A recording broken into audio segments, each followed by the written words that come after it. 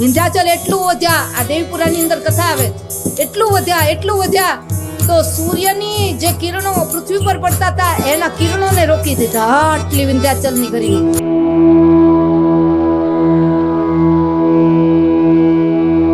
વિંધ્યાચલ પર્વતને અગસ્ત્ય મહારાજે કહ્યું, અગસ્ત્ય મહારાજ જે અંજલિમાં સમુદ્રને પી જાય, એ અગસ્ત્ય મહારાજ તેજનો અવતાર, કુંભજ ઋષિ જેનું નામ આપવામાં, ઘડામાંથી જેનો જન્મ થયો, પ્રાગટ્ય થયો, ને એ અગસ્ત્ય મહારાજ વિંધ્યાચલ પર્વત, આપણે કોઈક દિવસ ત્યાં કથા કરવી છે, ત્યાં વિંધ્યવાસીની માં બિરાજ્યા છે.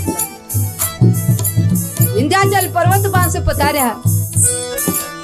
વિંધ્યાચલ પર્વતે કહ્યું, બાપજી સદગુરુ મારે આંગણે પધાર્યા, શું સેવા કરું?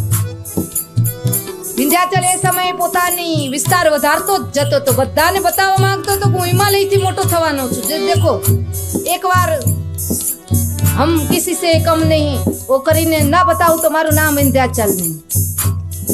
વિંધ્યાચલ એટલું વધ્યા, આ દેવીપુરાની અંદર કથા આવે, એટલું વધ્યા તો સૂર્યની જે કિરણો પૃથ્વી પર પડતા હતા એના કિરણોને રોકી દીધા. આટલી વિંધ્યાચલની ગરિમા. હવે દેવતાઓ બધા કહેવા લાગ્યા કે હવે આની ગતિને કઈ રીતના અટકાવે? ત્યારે બધા દેવતાઓએ કહ્યું કે જેની પાસે ભજનનું બળ છે એની ગતિને કોઈ ન અટકાવી શકે. વિંધ્યાચલ પાસે ભજનનું બળ છે, એની ઉપર સાક્ષાત માં જગદંબા ભગવાન શ્રી કૃષ્ણના બહેન એવા મોટા બહેન વિંધ્યવાસી માં બિરાજે છે, એની પાસે ભક્તિનું બળ છે, એની ગતિને તમે નહીં અટકાવી શકો. દેવોનું દેવત્વ ત્યાં નહીં ચાલે, દેવોનું સામર્થ્ય ત્યાં નહીં ચાલે. તો કે વિંધ્યાચલ આગળ વધી જ રહ્યા છે તો હવે એની ગતિને કોણ અટકાવશે?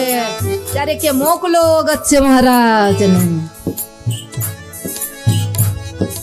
અગસ્ત્ય મહારાજ જેવા પધાર્યા વિંધ્યાચલ ને આંગણે, પહાડો પણ નમ્રતા જાણે છે, પહાડો પણ વિનમ્રતા જાણે છે, પહાડો પણ જાણે છે પથ્થરો પીગળે છે.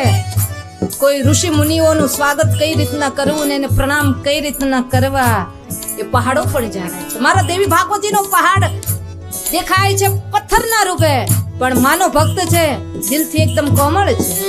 વિંધ્યાચલ પર્વતને આંગણે અગસ્ત્ય મહારાજ પધાર્યા. આ કથા બતાવવામાં આવી છે સુંદર મજાની દેવીપુરાણની અંદર. અને વિંધ્યાચલ પર્વત બાપજીના ચરણ સ્પર્શ કરીને જ્યાં દંડવત પ્રણામ કરવા માટે નીચે નમ્યા. માગો અગસ્ત્ય, આટલા બધા લોકો તમને આમંત્રિત કરે છતાંય તમે કોઈના આંગણે નથી જતા. આજ વગર બોલાવ્યા મારે આંગણે પધાર્યા, ધનગડી ધન ભાગ્ય. અને જ્યારે કોઈ પણ આવા ઋષિ મુનિઓ, કોઈ ભજન કરનારા, ભક્તિ કરનારા સંતો વગર આમંત્રણે તમારે ઘરે પધારે ત્યારે માનવાનું કુળદેવીની પૂરેપૂરી કૃપા ઉતરી ગઈ.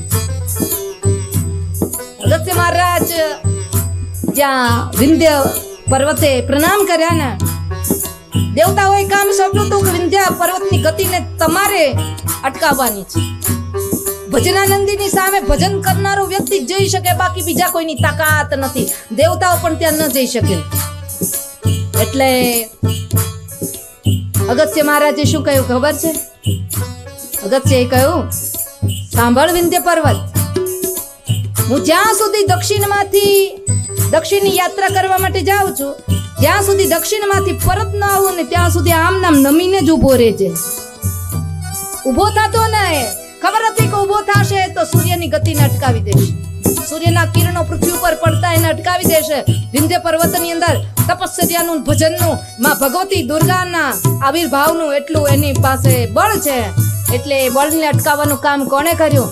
અગસ્ત્ય મહારાજે પણ કર્યું.